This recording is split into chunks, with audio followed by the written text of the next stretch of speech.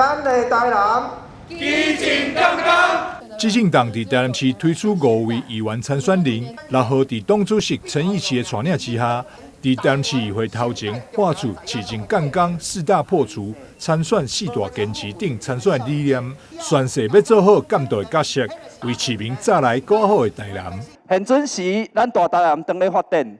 咱有旧城，咱有咱足好的这个文化伫个，但是刷落来了后，南科当咧入来，台南当咧发展，需要新的市议员。4个坚持，第一个就是我们坚持平价参政；第二个就是阮坚持用理念来竞逐；第三个就是阮坚持勤奋的监督；第四个就是专业问政。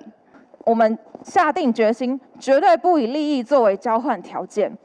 我们会透过确实的 政策以及政治理念，带领台南市民迈向更好的未来。一个好的市议员应该爱亲像咱汉语同款，会知影治病，嘛会知影甲咱调养身体。要气象解郁，嘛爱兼顾筋骨。